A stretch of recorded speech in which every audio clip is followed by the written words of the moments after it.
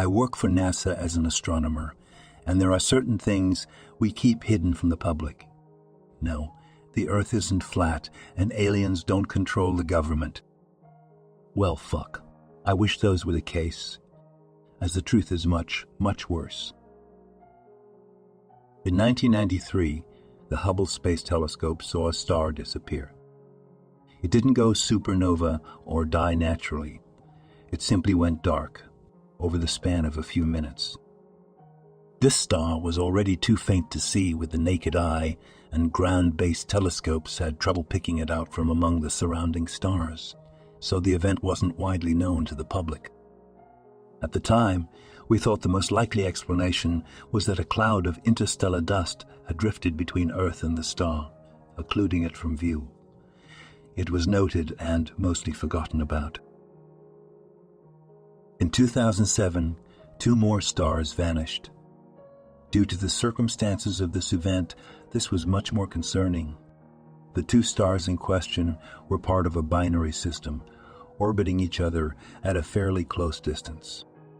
If a cloud of interstellar dust was the culprit again, they would have both seemed to disappear simultaneously, or very close to it.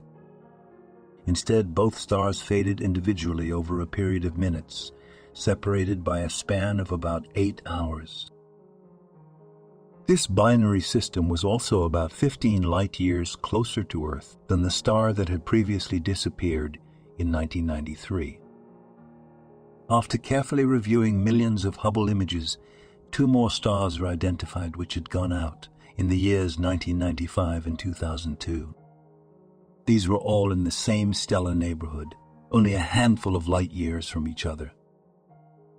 The only conclusion we could draw was that some unknown influence, traveling close to the speed of light, was shrouding or destroying these stars. Unfortunately, the Hubble wasn't sensitive enough to tell us any more than that. The James Webb Space Telescope first came online a few months ago. Although official channels will tell you that it's still undergoing testing, we have been actively collecting data since early February. One of the first things we did was to aim the telescope at the regions of space occupied by the vanished stars. If they were being blocked by dust clouds, a hope some of us still held onto, the increased sensitivity of the James Webb Space Telescope may have been able to see through them and confirm that the stars were still there. Unfortunately, we had no such luck. The first 3 stars that had disappeared were still completely dark. Gravitational wave detectors, though, soon found something odd. In all cases, not only were the stellar masses still present, but the amount of mass had actually increased. More sensitive observations had also detected a type of string, or web stretching through space, connecting these now invisible stars. When we trained the telescope on the binary system that had vanished in 2007, which was the nearest point at which this phenomenon had so far been observed, there was finally enough ambient M-spectrum radiation left to try a mass spectrometer reading. If you're not aware, mass spectrometry is an incredibly useful process whereby measuring the patterns of light wavelengths emitted or reflected by an object, we can learn tons of useful information, such as its temperature, speed and direction of movement and chemical composition. The readings we got from the binary stars didn't make any sense, though.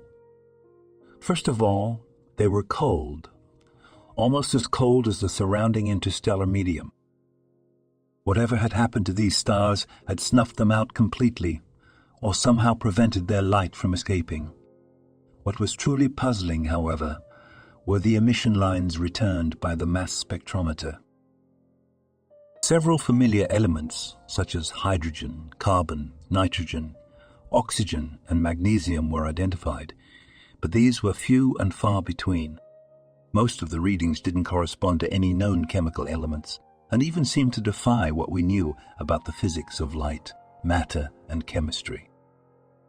This massive star-spanning structure was primarily composed of materials that we didn't even have names for, and may not even have been matter as we understand it. Speculation ran rampant. Obviously, such a thing couldn't be a natural phenomenon. Finally, we had proof of extraterrestrial life. But what was this thing we had discovered, and for what purpose was it being built? The leading hypothesis was that we were looking at a series of Dyson shells, massive solar collectors built to completely envelop stars in order to capture all of their energy output. Such a concept had been envisioned in the early 20th century as a potential source of energy for an interstellar civilization. Ever since then, the idea had found its way into popular science fiction. The construction of these massive structures had actually been theorized to be one of the first signs of intelligent extraterrestrial life that we may someday detect. It seemed that day was today. The theory still didn't explain everything, though. First of all, there was the impossible speed with which the stars were covered. Constructing a Dyson shell from scratch in a matter of minutes was beyond even the wildest speculations of scientists and sci-fi writers. Then there were the mysterious filaments that connected the shells over distances of light years. No one had any idea what purpose these could serve or how they could even be built.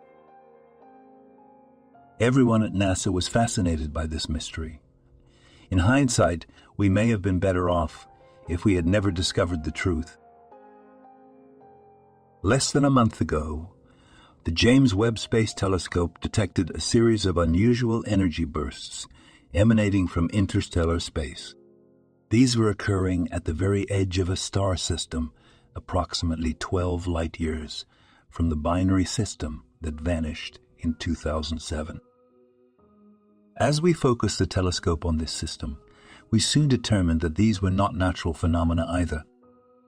The energy signatures, which were still flashing intermittently, matched what would be expected from thermonuclear and antimatter-based explosions, along with several other types of energies that we couldn't identify. These explosions, although still not visible to the naked eye on Earth from that distance, were absolutely tremendous in magnitude, easily billions of times more powerful than any nuke that humanity could conceivably build. After experimenting with the telescope settings, we were able to get a clearer picture of what was going on. The tip of one of the interstellar filaments that linked the Dyson system was passing through the Oort cloud of the distant star system, approaching its sun, and whoever lived there was fighting back. Their weapons were able to slow the thing's advance, shattering, breaking off, and vaporizing planet-sized chunks of the object, but it seemed to be rebuilding itself almost as fast as it was being destroyed. After less than a week, the explosions stopped. It seems that they had run out of ammunition. In the void between stars, we knew that these things traveled at nearly the speed of light, but as we watched it approach the inner star system, its pace slowed as it swelled in size, preparing to devour the system star. We quickly trained the telescope's mirrors on the doomed sun. We were about to watch whatever this thing was blot out another star, but in real time. We all held our breath as we watched the projected image of the main sequence star, slightly larger than our own sun. At first, nothing seemed to be happening, but soon a small shadow appeared on the edge of the luminous orb, soon followed by another shadow, and then a third. The shadows began to converge, forming a strange yet somehow familiar pattern as they blocked out the star's light. "What are those?" one of my colleagues gasped. "They almost look like—" She paused as if afraid to say the next word for fear of ridicule. I, however, had no such hesitancy. "Leaves," I said, my voice monotone. The situation was far too incredible to express any emotional reaction, even that of pure shock. "They look like leaves." We watched as over a period of minutes, a web of shadowy outlines, matching the familiar shapes of oblong leaves and thin vines, proceeded to blot out the remaining light from the distant star. By that point, everyone in the room had realized the truth. The phenomenon we had been tracking for so many years wasn't some hyper-advanced alien megastructure. Hydrogen, carbon, nitrogen, oxygen, and magnesium, some of the few familiar elements we had detected. They were all components of chlorophyll. It was a plant, an enormous plant that spanned across light years. And much like terrestrial plants, it sought out light to fuel itself. The filaments connecting the stars across interstellar space were stems, branches.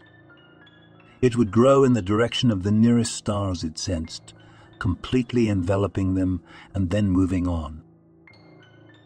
Any life inhabiting planets orbiting those stars would be left to freeze to death, or perhaps even worse. It was possible that the plant would devour those planets to add to its mass as well. Everyone was silent as the telescope continued to gather data. Eventually, after what seemed like an eternity, a young astronomer spoke up from the far end of the room, addressing our supervisor. "Sir, we've begun to detect the formation of another tendril, leaving the system. Its vector is—" He gulped.